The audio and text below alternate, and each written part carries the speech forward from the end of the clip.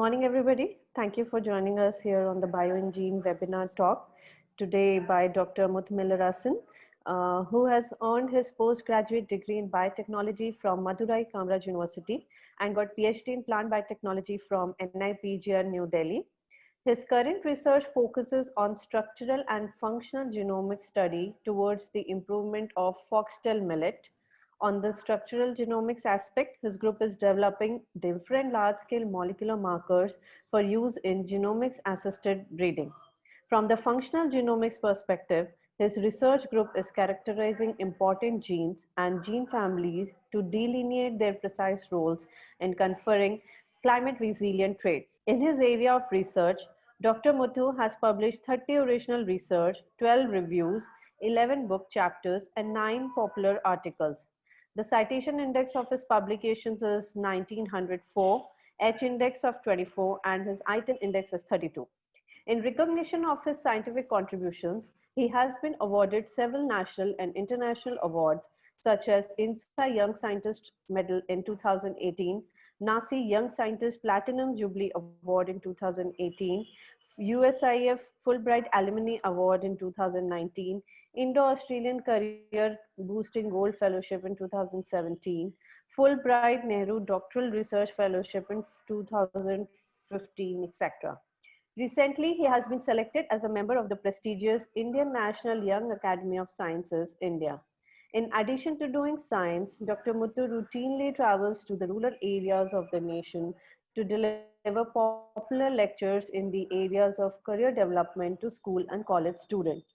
His books on fellowship and funding opportunities for school students is popular among the educationalists and policymakers. With this, I request Dr. Muthu to share his screen for starting the talk. Over to you, sir. Thank you, ma'am. Thank you.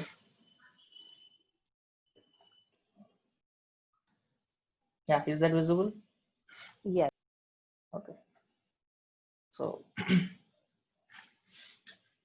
good morning, everyone. It's nice meeting you all through this virtual platform. And thanks to Team BioEngine for providing me this opportunity. You people are really doing a great job. I could see the updates on Facebook, emails, and everything. And I never imagined that I will be there as invited resource person to deliver a talk, because I've seen several big shots where talking there, and even my PhD supervisor Dr. Manoj Prasad is yet to deliver a talk in your platform. So I have to leave some space for him also. I should not cover the complete foxtail millet story in my slides. So we came to an agreement that we will split it into part A, part B. So I will talk, or I will make the base on which he will go in detail to tell how far we have worked on this crop, which was once orphan, or which was once underutilized, which was once neglected in terms of research. But we picked that crop and we worked. We made tremendous progress in this crop in terms of developing genetic and genomic resources. So yeah, so today my talk is on this development of genetic and genomic resources in foxtail millet, where I'm going to tell you the story of how we began to work on this crop and what our work has contributed to this crop, and how this can be used as a model to develop similar resources in other minor millets for their genetic improvement or downstream studies. I don't have much to show, to be frank, because the work was started only in 2012, and it is now being carried forward by my juniors at Dr. Manoj Prasad's lab and my own students at University of Hyderabad. But still, we will give you, or I will try to give you an idea how to mainstream an underutilized crop bringing it to the limelight of research. So as we all know, millets is a common term to categorize small seeded grasses that are often called as dryland cereals. The grasses that are referred to as millets are categorized into two major groups. One is major millets, other one is minor millets. Sometimes sorghum is also categorized in the major millets, but I have not included it because predominantly or typically we Indians include sorghum under major millets. And in minor millets, there could be proso, kodo, barnyard, little, and other pseudo millets. Even I mean, yeah. So in 2018, our central government has recognized these millets as nutri-cereals. This is a screenshot of this gazette. And our Indian, we requested the United Nations to announce the year 2023 as the International Year of Millets, which has also been formally accepted. So to know more about the small millets, I would recommend the viewers to read this article published 2 days ago, which is a comprehensive review on small millets covering almost all the aspects, right from genetic, genomic resources, breedings, transgene based research, etc. So you might be knowing that India is the second largest producer of millets next to China. And in terms of area, Rajasthan and Maharashtra tops in millet cultivation. However, in terms of yield, Uttarakhand and Tamil Nadu leads the race. So, but still, we are the second largest producer, while the topmost is China. And among millets, the crop in which we are working is this foxtail millet. Foxtail millet or Setaria italica is a diploid crop having approximately 500 MB genome in 9 chromosomes. Its life cycle is very similar to other cereals like rice. And of course, by belonging to the grass family, it shows or it shares similarity or greater degree of genetic similarity with cereals like sorghum, maize, rice, and bioenergy grasses like switchgrass, napier grass, etc. Being a C4 crop, foxtail millet also possesses high degree of adaptation to diverse or adverse environments. So I have split my today's talk into two sections, one as the progress made in structural genomics and the other as the progress made in functional genomics. So we all know that genetic and genomic resources are imperative for any crop improvement program, where genetic resources serve as the primary input for breeding, and these genomic resources facilitate the efficient characterization of the genetic resources and their utilization in crop improvement. In foxtail millet, excellent genetic resources is available in NBPGR, in ICRISAT. Even we ourselves have around 500 germplasms of foxtail millet global collection. So genetic resources is not an issue in foxtail millet, but when we started working on using this genetic resources, one difficulty we faced that was the lack of molecular markers and physical or genetic maps. When I joined for PhD in the year 2012, there were only 2 papers published in foxtail millet. One was reporting 26 ESSRs and the other one was reporting 98 ILP markers. So what we thought is like, first thing we have to do is what we thought, like, we will first develop large scale genome molecular markers and then we will go for association mapping or genome association studies.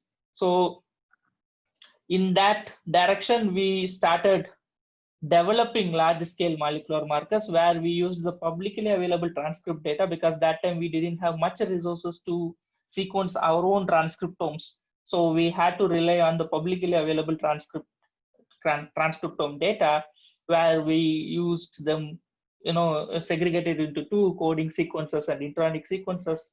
And in the coding sequences, we run this microsatellite identification tool to identify microsatellite markers. And in the intronic sequences, we used rice as a reference to develop markers that flanks the polymorphic introns. So we developed more than 500 SSRs and 5,000 ILP markers, which we further used for genotyping assays. On the other hand, we also realized that the repeat junctions of transposable elements are unique, and these could be genome specific, and they can therefore be treated as single copy markers in the genome. So what we did is, like, first thing, we identified the transposable elements present in foxtail millet genome using different pipelines like LTR finder and repeat masker, and then we exploited the repeat junctions to develop primers, or to design primers which served as transposable element based markers. So by this way, we developed up to 20,000 repeat junction based markers, which we again used for genotypic assays.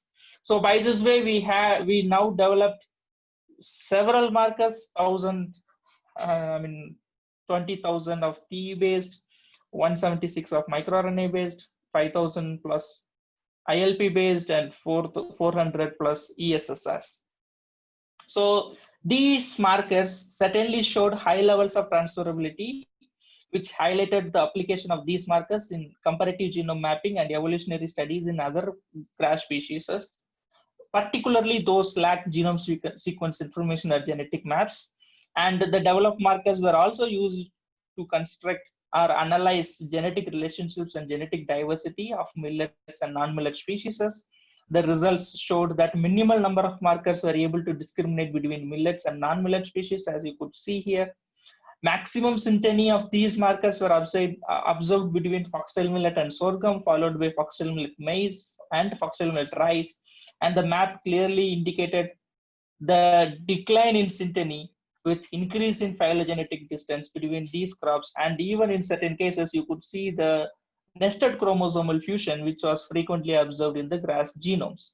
So yet further, as now we have developed several markers, now we have to use these markers in identifying a gene or in developing a valid marker which is straight away linked to some trait. So for this, we went and we collected 184 foxtail millet accessions from diverse geographical locations around the globe. You could see from where and all we have got the germplasm.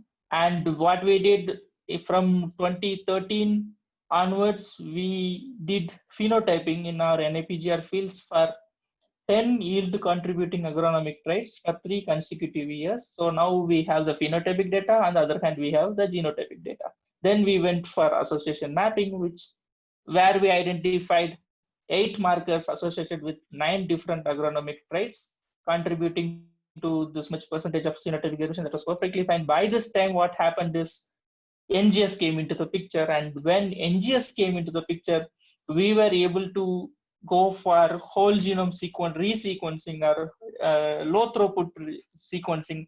So then what we did, although we have published whatever we have done so far in different journals, then we went for DDRAD sequencing, double digest restriction assisted sequencing of DNA. So by this way, DDRAD coupled with Illumina platform fetched us around 30,000 high quality SNPs, which we used for mapping which we used for performing GWAS with our phenotypic data.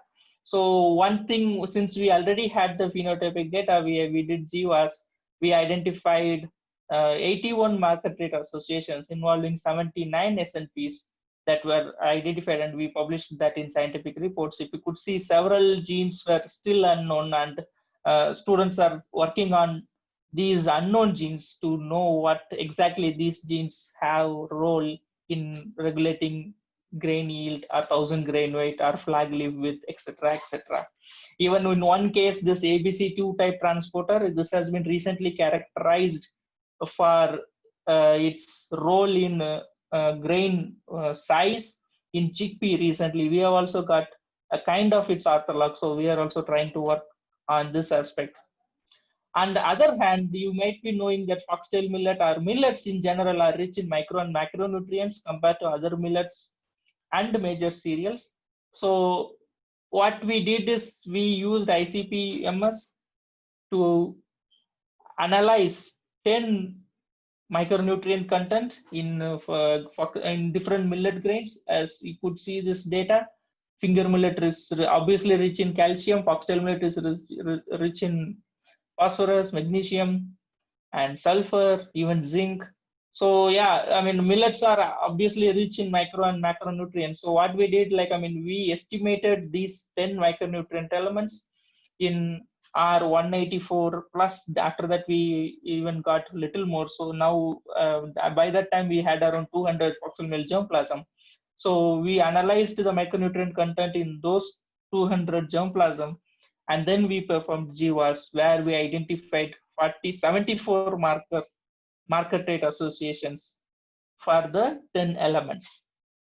Yeah, it's even here you could see that different markers which were associated with different micronutrient elements and the corresponding genes where these SNPs are present. So the students are still working on characterizing each of these genes and the respective markers to identify their relevance in regulating the content of these micronutrients in foxtail millet grain. And this story was published in the Journal of Cereal Science. So this is where we are going on. Like, I mean, when we started, there was no marker. Now no markers are maybe less than 100 or 120 markers. So first thing we had to do is to develop markers. Yes, we developed ESSRs, we developed ILPs, we developed miRNA based markers, we even developed transposon element based markers. Then we tried to use these markers to study the marker data association. And then GWAS came into picture. We were able to do DDRAD sec for genotyping by sequencing. And then by this way, we have identified the SNPs linked to several traits, including micronutrients, yield contributing agronomic traits, etc., etc. Now we are further characterizing these genes. So since that work is still in progress, I'm not showing you what we are doing or what is actually going on in the lab. But up to here, you should be, I mean, clear that when we started, there was no resource at all. But in a span of 3 to 4 years, we were able to develop several markers, and we were also able to demonstrate the utility of these markers in genomics assisted breeding. So then we didn't stop by publishing by ourselves. What we did, we constructed a marker database and we put all the marker resources in that database, and we kept it open for the global research community to access. Although now this database is not functional due to some server issue, but we are now trying to restart it in a different server. So very soon it will be online. So in this marker database, one can access the details of each and every marker we have developed. Detail in the sense, it could give you even the chromosomal number, physical position, what is the motif, how many times it has been repeated, is there any other information linked to that, and you could even visualize the physical location of each of the markers in an interactive physical map, which was created using a portal or a tool called CMap. We have even constructed a comparative genome mapping tool there. You could see the arrangement of markers on foxtail millet chromosome with maize chromosome, which shows this nested chromosomal fusion, which was frequently observed in grass genomes during the course of evolution. So such comprehensive database was also being developed by us, which we kept it open for the global research community to access and use these markers. And yes, ICAR, IAMR, TNAU Coimbatore, there is one institute, university in Andhra Pradesh, Yogi Vemana University. They are all using our markers to characterize their germplasm. So the resources which we developed are, of course, being used by the global research community. That is the best part of this. So with this, I'm just moving to the functional genomics aspect, where it is a long way to go, but still I have a little bit of data which I can show you, like how we established, or we were the first people to do functional genomic studies in foxtail millet. Before the genome sequence was released, two of my seniors, Dr. Charulata and Dr. Swati Puranik, they were working on, they worked on two different genes. One is DREB2 and the other one was NAC. In DREB2, they identified an SNP which was linked to the stress tolerance trait, and that was published in JXP before my entry into the lab. And this is about the NAC protein, SINAC. The other senior, Dr. Swati Puranik, she characterized this NAC transcription factors in foxtail millet. When I joined Dr. Manoj Prasad's lab in 2012 for my PhD, incidentally, the foxtail millet's genome was released by two independent groups. One was from JGI and the other one was from BGI. So what we did is, like, we took up the data and we started looking into, like, what actually foxtail millet genome has. One interesting factor which we noticed in this Chinese paper, this BGI one, is that they showed that around 1,500 genes are unique to foxtail millet. They say that these genes are not present in any of the other crops. And out of these 1,500 genes, they have annotated 586 genes as response to water. So that was the catch. We started looking into, or we started characterizing these genes. So when we re-annotated ourselves manually, these 586 genes, we found that these genes encodes for different, gene families belonging to transcription factors, stress responsive factors, etc., etc. I'll show you one example of this HSP because two people were involved in this. That time, a girl from Maulana Azad National Institute of Technology, Bhopal.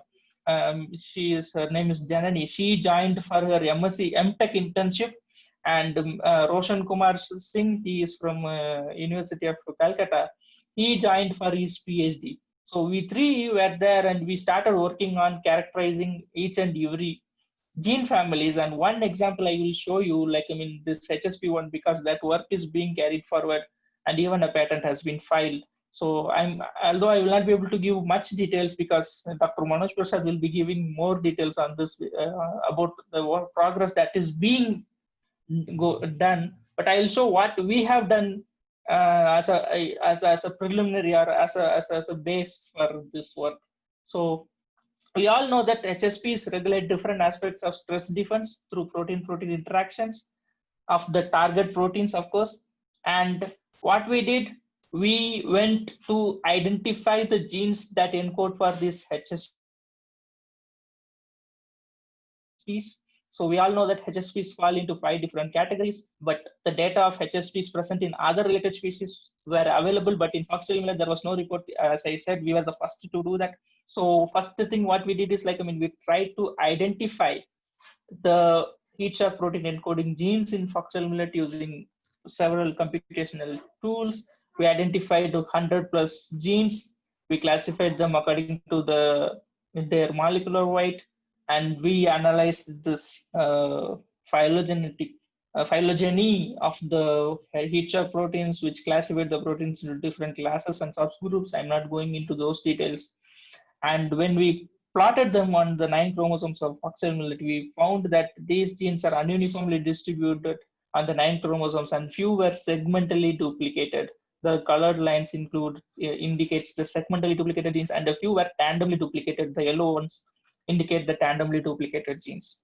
So by the time we had an RNA-seq data of 4 tissues, namely root, leaf, spica, and stem, and we have the library of foxtail millet transcriptome. So we checked the expression of all the 100 plus genes in this library, and which showed a differential expression pattern, as you could see. And from this, we chose 34 or 37 candidate genes for further study. So immediately what we did is we chose 2 cultivars. These are contrasting cultivars, IC4 and 41. IC4 is tolerant to stress, whereas IC41 is susceptible. So we checked the expression of these 37 genes in 2 contrasting cultivars subjected to different stresses, namely heat, cold, salinity, and dehydration, and hormone treatments like abscisic acid, methyl jasmonate, and salicylic acid.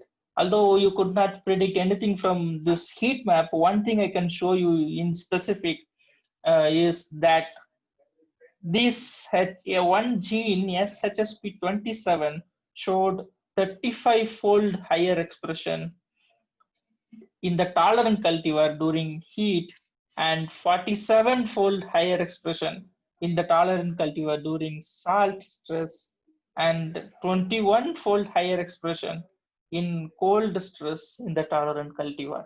So the gene is the same, but it is differential expressing between 2 contrasting cultivars, where it is showing several fold upregulation during heat, cold, and salinity in the tolerant cultivar.